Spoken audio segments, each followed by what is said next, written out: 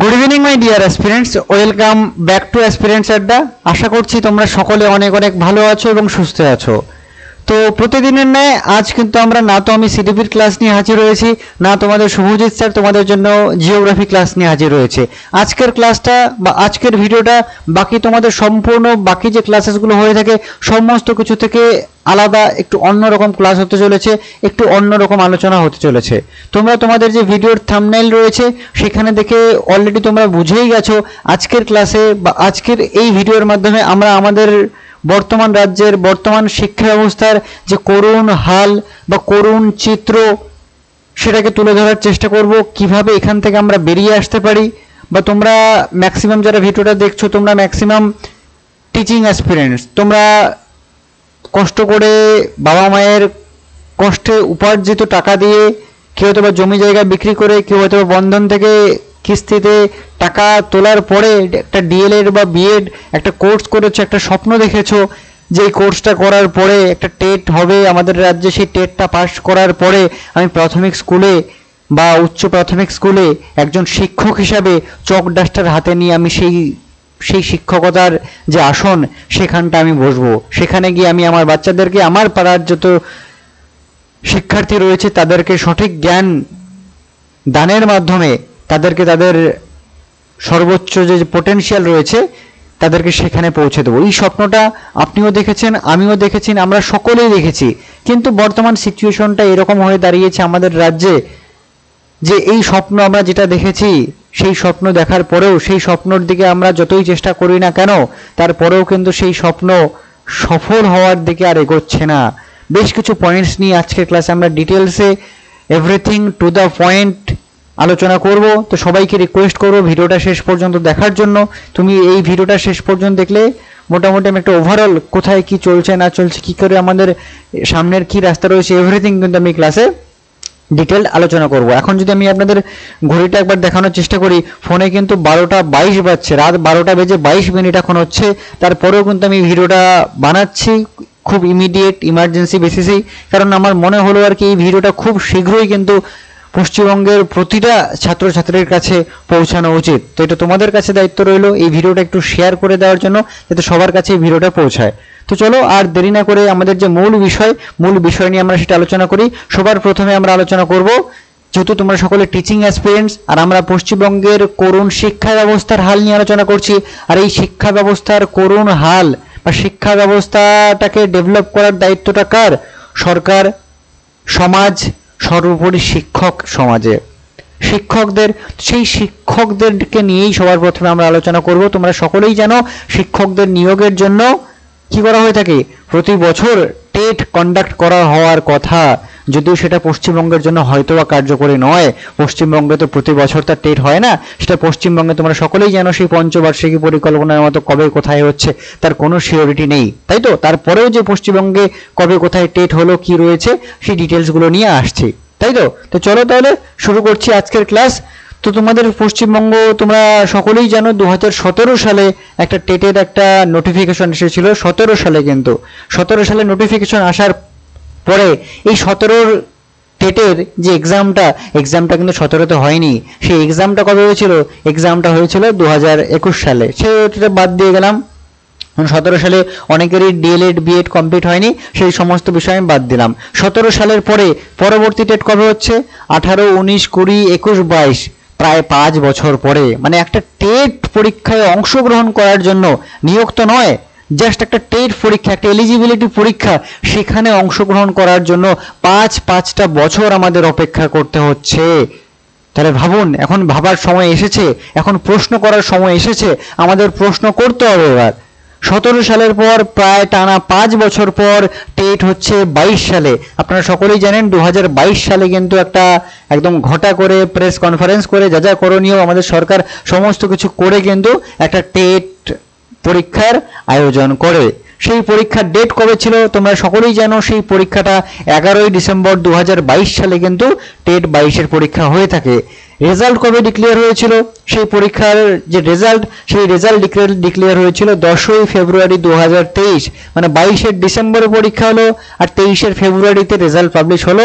অনেকটা প্রায় নির্দিষ্ট সময়ে 2-3 মাসের মধ্যে রেজাল্ট চলে আসলো, খুব ভালো কথা। সবার মনেই একটা আশার আলো ছিল, হয়তো বা এবার থেকে সমস্ত কিছু যেভাবে হওয়ার কথা সেইভাবেই হয়তো বা চলবে। এবারও হয়তো বা আমরা এবার চক ডাস্টার হাতে নিয়ে স্কুলে যেতে পারবো। শিক্ষার যে হাল বর্তমানে করুণ পরিস্থিতি, সেটাকে হয়তো বা 100% হয়তো বা আমরা 1 বছরে কোনো কিছু চেঞ্জ করে ফেলবো না। হয়তো বা আগে যতটুকু করুণ পরিস্থিতি ছিল সেখান থেকে হয়তো বা কিছুটা বেটার করতে পারবো, এই আশা নিয়ে কিন্তু আমরা সকলে আমরা সেই পরীক্ষায় বসেছিলাম। আপনারা সকলে পরীক্ষায় বসেছিলেন। সেখান থেকে কয়েক মাসের মধ্যে রেজাল্ট পাবলিশ হয়ে গেল, কিন্তু এখানেই খেলা শেষ নয়। তারপরে কি হলো দেখুন, 2023 সালের ফেব্রুয়ারিতে রেজাল্ট পাবলিশ হওয়ার পরে বর্তমান আজ যখন আমি ভিডিওটা রেকর্ড করছি, এখন তো রাত 12টা 25 হয়ে গেছে, প্রায় আজ এখন কিন্তু 9 তারিখ হয়ে গেছে, তাই না? 9 সেপ্টেম্বর 2025 সাল। হ্যাঁ, আপনি ঠিকই দেখেছেন। পরীক্ষা কবে হয়েছিল? 22 সালে। আর আজ কত সাল? এখন হচ্ছে 2025 সাল। তার মানে কটা বছর পেরিয়ে গেল। গঙ্গা দিয়ে অনেক জল কিন্তু এই সময়ের মধ্যে বয়ে গেছে। প্রায় তিনটা বছর অতিক্রান্ত হয়ে গেছে আপনাদের সকলের জীবন থেকে, আমাদের সকলের জীবন থেকে।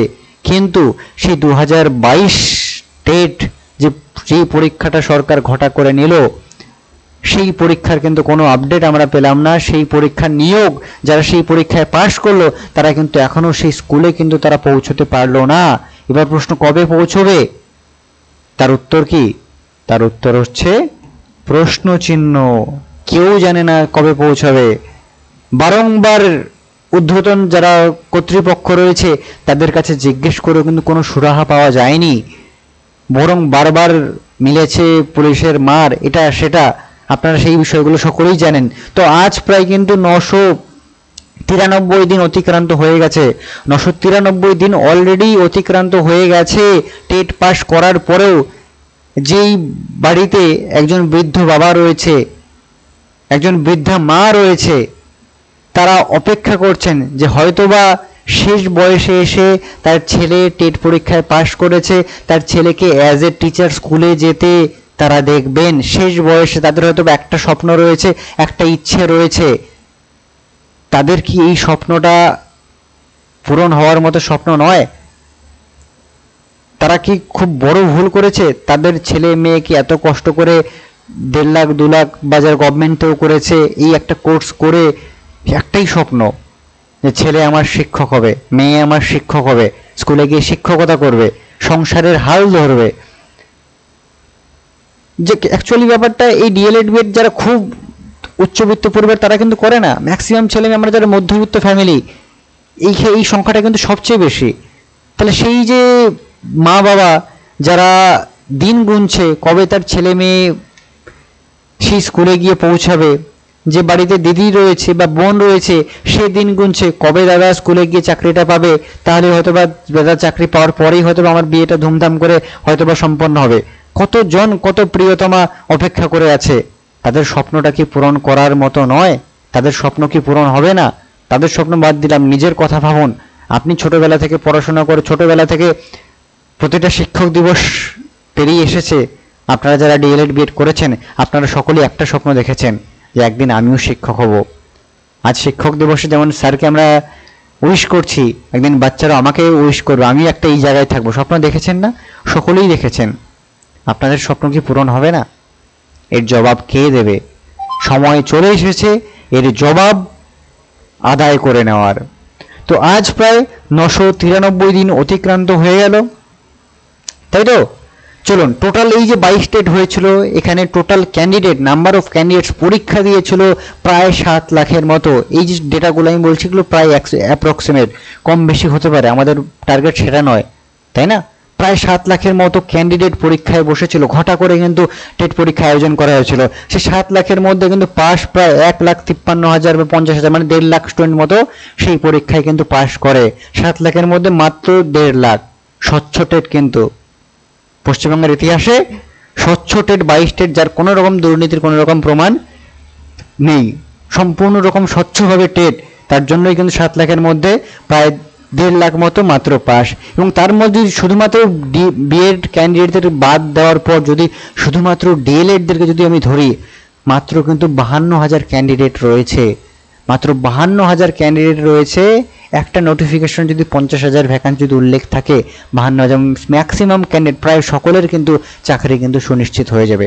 আপনারা সকলেই জানেন, আপনাদের বাড়ির আশেপাশে যে স্কুলগুলো রয়েছে দেখুন, সেখানে প্রতিটা স্কুলেই কিন্তু ম্যাক্সিমাম স্কুলেই কিন্তু ল্যাক অফ টিচার্স, শিক্ষকের ঘাটতি। যেখানে 5 জন টিচার প্রয়োজন সেখানে 1 জন টিচার দিয়ে কাজ চালানো হচ্ছে। কোনো কোনো স্কুলে টিচার নেই, প্রাইমারি স্কুল বন্ধ হয়ে যাচ্ছে, ছেলেমেয়েরা প্রাইমারি স্কুলে পড়তে চাইছে না।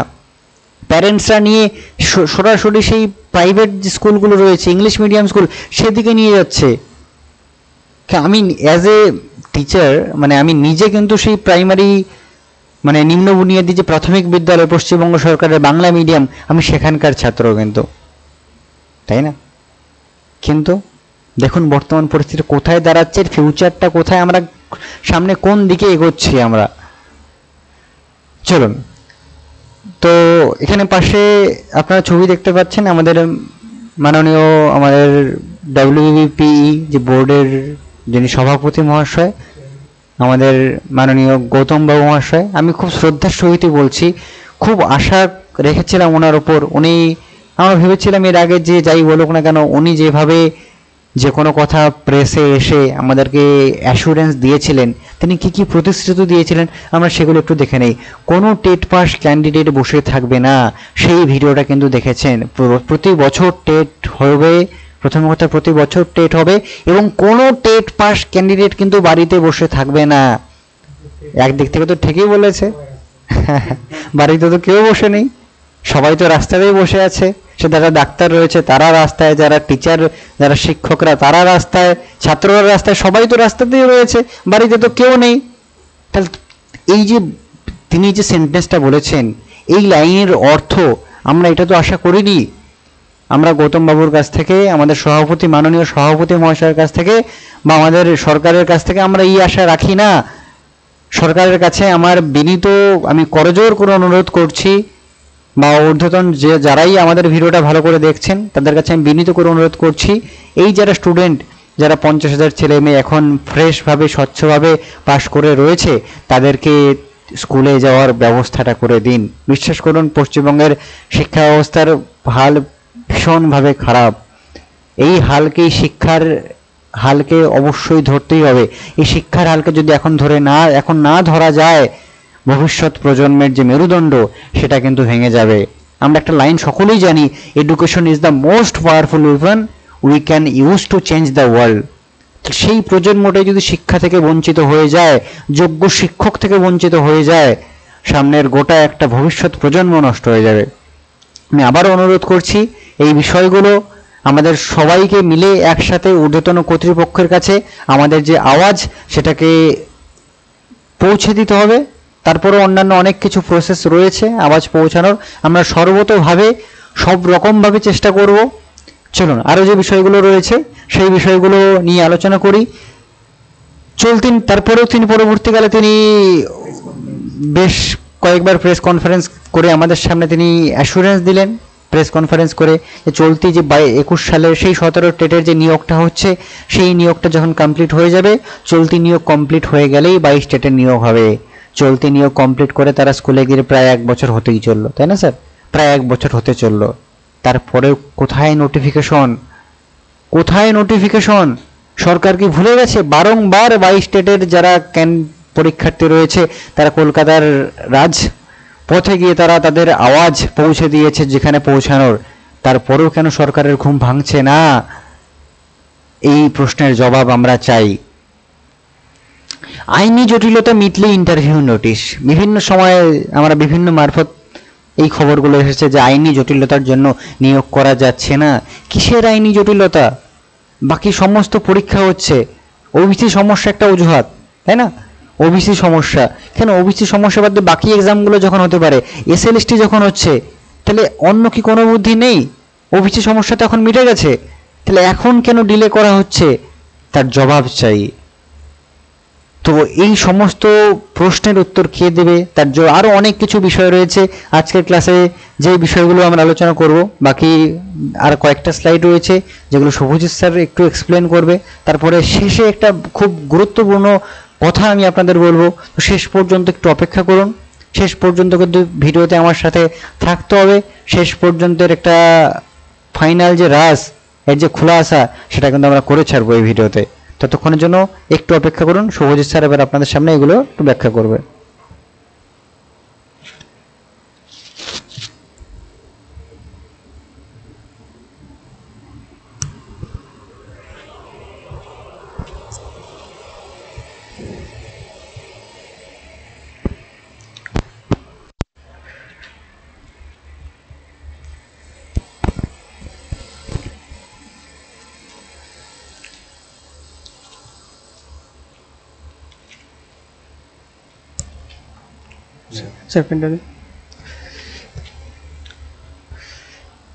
গুড ইভিনিং সকলকে, আশা করি ভালো আছেন, সকলে সুস্থ আছেন, হ্যাপি আছেন।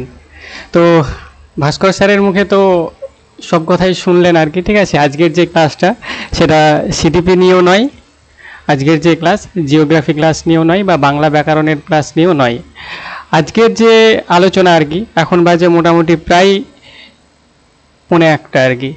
তো এই 1:45 সময়ে ভিডিও বানানোর উদ্দেশ্য হচ্ছে এটাই যে আমাদের যে অধিকার, সেই অধিকার থেকে আমরা বঞ্চিত। আপনারা জানেন যে দীর্ঘ 5 বছর পর মানে 2017 সালে টেট হয়ে যাওয়ার পর 2022 সালে একদম স্বচ্ছভাবে টেট হয় এবং তার রেজাল্ট মানে গৌতম বাবুর কথা অনুযায়ী রেজাল্ট খুব শীঘ্রই তারা প্রকাশ করে আর কি। তো প্রকাশ করা হলেও আজ প্রায় 3 বছর হতে চলল, ইন্টারভিউয়ের নোটিফিকেশানের কোনো ডাক নেই। তো এখান থেকে আরও কয়েকটা কথা আমি এখানে তুলে ধরবো আর কি।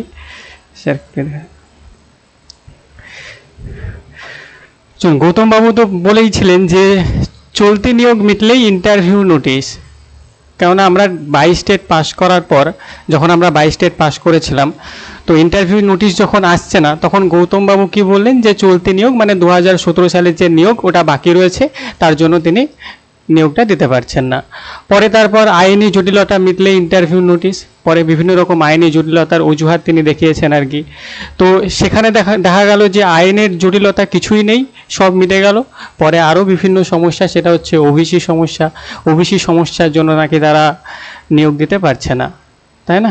তো বিভিন্ন রকম সমস্যা তেনারা দেখিয়েছেন আর কি, কিন্তু অ্যাকচুয়ালি দেখতে গেলে কোনো সমস্যাই নয় আর কি। মানে এখানে একটা কথা আছে না, তারিখ পার তারিখ, তারিখ পার তারিখ, তারিখ পার তারিখ, এটাই হচ্ছে আমাদের পশ্চিমবঙ্গে। কিন্তু এই ওবিসি সমস্যা যদি দেখেন আর কি, তাহলে ওবিসি সমস্যা যেহেতু রয়েছে আরও অন্যান্য সব কিছুই হচ্ছে, কিন্তু টেটের যে নোটিফিকেশান সেটা আজকে কোন জায়গায় গিয়ে দাঁড়িয়েছে। বছরে 2বার টেট হবে, গৌতমবাবু বলেছেন যে বছরে 2বার টেট হবে। বছরে 2বার টেট তো ছেড়ে দিন, বছরে 1বার টেটও তারা নিতে পারে না আর কি, তাই না? 2022 সালে হয়েছে, 2023 সালে হলো আর কি, 2024 সালে নেই, 2025 সালে হবে কিনা তার আমরা কোনো খোঁজ খবর জানি না। 2023 সালে যে টেট হয়েছিল তারও রেজাল্ট আপনারা জানেন, তারও রেজাল্ট এখনো পর্যন্ত তারা পাবলিশ করে ওঠেনি। তো এখানে মূল কথা সেটা হচ্ছে আপনাকে আপনার নিচের যে মাটিটা রয়েছে সেটা আপনাকে নিজেকেই শক্ত করতে হবে আর কি, তাই না? এটা কেউ আপনার অধিকারটাকে আপনাকেই ছিনে নিতে হবে, কেউ আপনাকে হাতে ধরে দেবে না আর কি।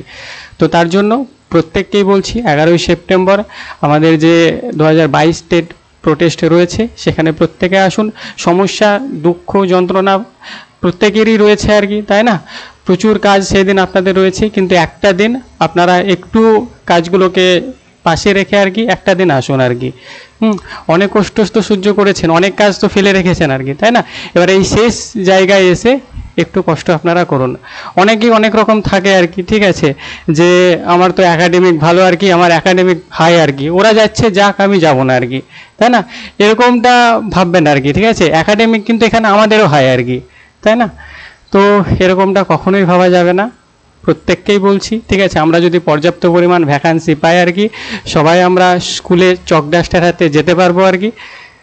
তো 11 ডিসেম্বর প্রত্যেকে আপনারা আসুন, 11ই সেপ্টেম্বর আপনারা প্রত্যেকে কলকাতা আসুন, এটুকুই অনুরোধ রইল আর কি, ঠিক আছে? বাকি তো আপনারা সব কিছুই জানেন, সব কিছুই বোঝেন কি হবে না হবে। আর সামনে ভোট রয়েছে বিধানসভা, সরকার যদি আমাদেরকে নিয়ে যদি ভাবে, এখনই ভাববে, এই ভোট পেরিয়ে যাক আর কিচ্ছু ভাববে না, তার মানে আপনি ছেড়ে দিন আর কি, ও যা হলো আর কি, ও যেমন চলছে সেভাবেই চলে যাবে আর কি, তাই না? এবার আমাদের এখন অল্প বয়স আর কি, ঠিক আছে, আমাদের কোনো ব্যাপার নেই, বা আপনাদের মধ্যেও অনেকেই যাদের 22 বছর 23 বছর বয়স তাদের কোনো ব্যাপার নেই আর কি, ঠিক আছে, যে ওরা যাচ্ছে যাক আর কি, আমরা যাবো না, আমরা অন্য কিছু করবো আর কি, ঠিক আছে। তো এরকমটা না ভেবে প্রত্যেককেই বলছি 11ই ডিসেম্বর প্রত্যেকে আসুন, 11ই সেপ্টেম্বর প্রত্যেকে আসুন এই 2022 স্টেট যে প্রোটেস্ট রয়েছে সেখানে। চলুন ভাস্কর স্যারকে আবারও দিচ্ছি আর কি, ঠিক আছে।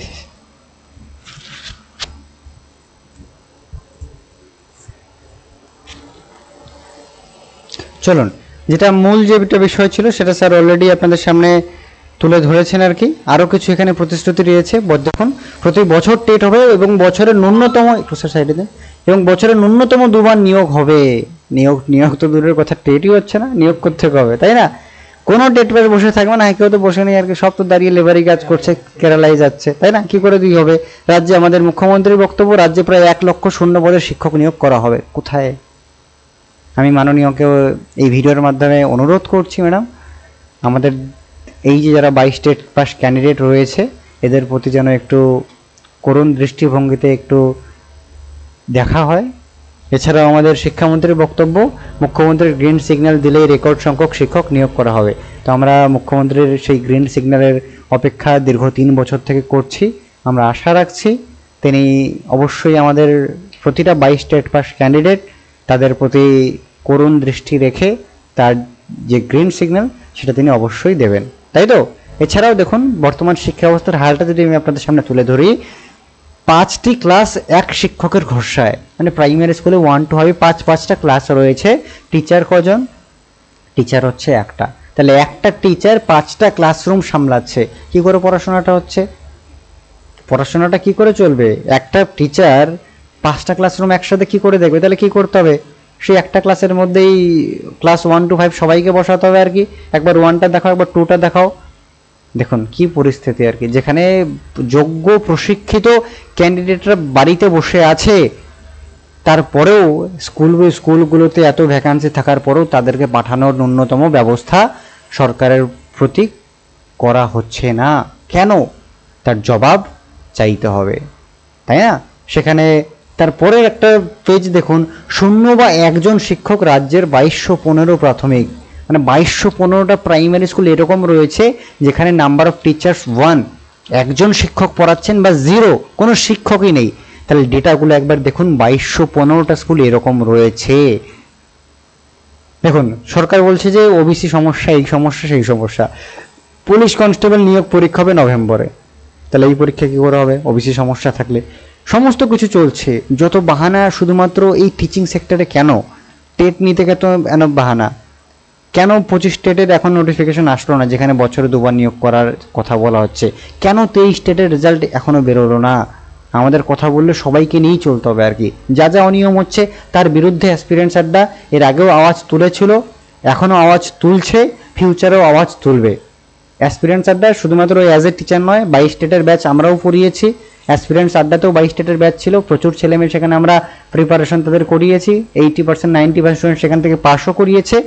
তাদের সকলের দায়িত্ব আমার, ওভারঅল যাদের পড়িয়েছি পড়েন সবার দায়িত্ব, তাই না? অ্যাসপিরেন্টস আড্ডা শুধুমাত্র আপনাদের শিক্ষক বানানোর জন্য শুধুমাত্র ক্লাসরুমেই লড়াই করবে না, ক্লাসরুমের সাথে সাথে যদি রাজপথেও প্রয়োজন হয় তার জন্য কিন্তু অ্যাসপিরেন্টস আড্ডা কখনো পিছু হাঁটেনি, কোনোদিন হাঁটবেও না, তাই না? সেই কাজী নজরুল ইসলামের একটা লাইন রয়েছে, কারার ওই লৌহ কপাট ভেঙে ফেল করের লোপাট। যদি আমাদের প্রথম যে কাজ সেটা আমাদের বক্তব্যকে তুলে ধরা, তাই না? সেই বক্তব্য যদি আমরা সঠিকভাবে তুলে ধরতে না পারি, তারপর যা যা প্রসেস রয়েছে আমাদের সেটা ফলো করতে হবে।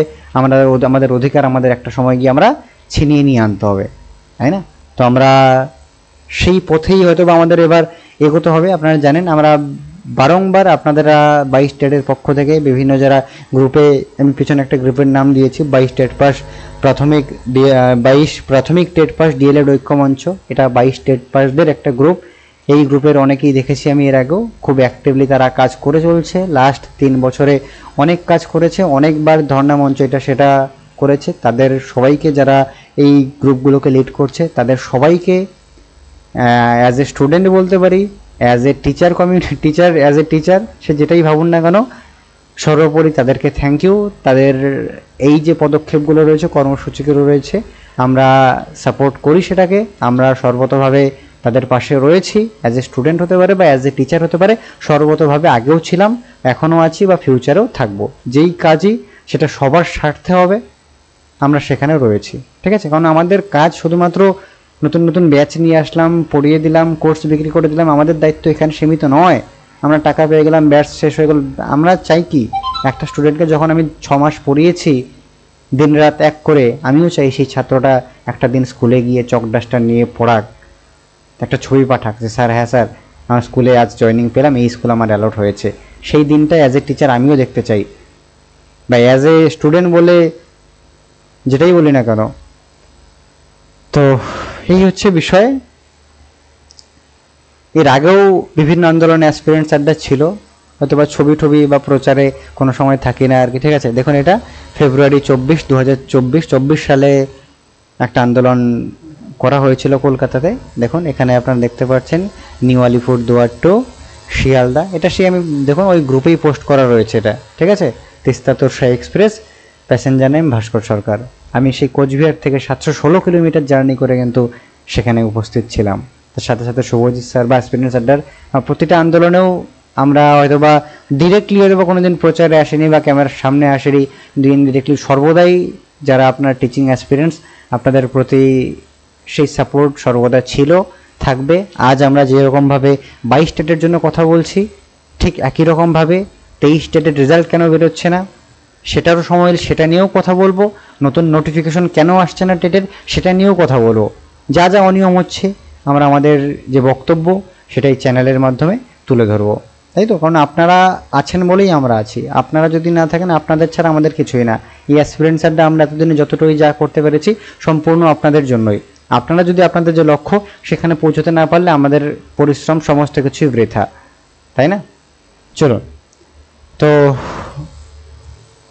এই আমাদের ডাক সেই সর্বোচ্চ মহলে পৌঁছে দেওয়ার জন্য আগামী 11ই সেপ্টেম্বর একটা আন্দোলন বলতে পারেন আপনারা, বা আমরা সকলে মিলে এক জায়গায় জমায়েত হচ্ছে কলকাতায়। তো সেই জমায়েতে আমি রিকোয়েস্ট করব, আপনাদের সকলের অংশগ্রহণ অবশ্যই কাম্য। আপনি টেট দিচ্ছেন না, আপনার 22 স্টেট পাস করা আছে কি আছে না সেটা ম্যাটার করছে না, তাই না? ম্যাটার এটা করছে যে এই যে সিস্টেমটা চলে আসছে, সেই সিস্টেমের তো চেঞ্জ হতে হবে। টেট হয়ে যাচ্ছে, কোনো নিয়োগ হচ্ছে না, সেম জিনিস তো এটা যদি এইভাবে চলতে থাকে, সেম জিনিস 25 স্টেটের ক্ষেত্রে হবে, 26 স্টেটের ক্ষেত্রে হবে, এইভাবে কতদিন?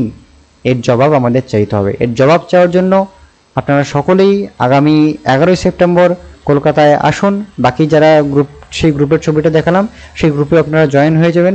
সেখানে বাদ বাকি যা ডিটেলস রয়েছে সেখানে আপনারা পেয়ে যাবেন। বিভিন্ন অ্যাডমিনদের নাম্বার বা আপনাদের জেলা ওয়াইজ গ্রুপও রয়েছে, সেখানে আপনারা যুক্ত হয়ে তাদের সাথে কথা বলে নেবেন। ওকে, চলুন, তো সকলের সাথে দেখা হচ্ছে 11ই সেপ্টেম্বর সরকারি প্রাথমিক স্কুলের হাল ফেরাতে অবিলম্বে প্রাথমিক স্কুলে ন্যূনতম 50,000 শূন্যপদে নতুন নিয়োগ বিজ্ঞপ্তি ও দ্রুত স্বচ্ছ নিয়োগ চাই। ঠিক আছে, এই দাবিতে 11ই সেপ্টেম্বর আপনাদের সকলের অংশগ্রহণ ভীষণভাবে কাম্য করি। আপনারা সকলে এগিয়ে চলুন। অ্যাসপিরেন্টস আড্ডা সর্বতভাবে এর আগেও পাশে ছিল। আমরা আমাদের এন্ড থেকে যতটা সম্ভব আমরা সমস্ত হেল্প করে দেওয়ার জন্য প্রস্তুত রয়েছি। প্রয়োজনে আরও ভিডিও বানানোর প্রয়োজনে আমরা আরও ভিডিও বানাবো। যদি আবারও যেতে হয় আবারও যাব, 100 বার যেতে হলে 100 বার যাব। কিন্তু আমাদের যেটা ন্যায্য দাবি, স্টুডেন্টদের যেটা ন্যায্য দাবি, তার জন্য কিন্তু অবশ্যই আমরা কথা বলবো। তো এই ছিল আমাদের আজকের ছোট্ট ভিডিও। ছোট্ট অনেকটা লেন্দি হয়ে গেল। গোটা ভিডিওতে যদি কোথাও কোনো কিছু ভুল বলে থাকি তার জন্য আমি ভীষণভাবে ক্ষমা প্রার্থী। আরও একবার আমি আমাদের সরকার, মাননীয় মুখ্যমন্ত্রী, শিক্ষামন্ত্রী, আমাদের পর্ষদ সভাপতি গৌতম বাবু, সবার কাছে আমি করজোড়ে অনুরোধ করছি, আমাদের প্রাথমিক শিক্ষা স্তরে করুণ দশা বা করুণ হাল ফেরাতে যারা যোগ্য প্রশিক্ষিত 22 স্টেট স্বচ্ছ টেট যারা বাড়িতে বসে রয়েছে, তাদের ইন্টারভিউ 50,000 নোটিফিকেশন দেওয়ার মাধ্যমে তাদের সেই স্কুলে ফেরানোর ব্যবস্থা করুন। তো এই ছিল আজকের ভিডিও। যদি তোমাদের ভিডিওটা ভালো লেগে থাকে তোমরা তোমাদের মূল্যবান বক্তব্য কমেন্টে জানাতে পারো। তোমাদের একটি কমেন্ট আমাদের অনেকভাবে উদ্বুদ্ধ করবে। ওকে, বাকি শুভজিৎ স্যার কিছু বলে শেষ করবে।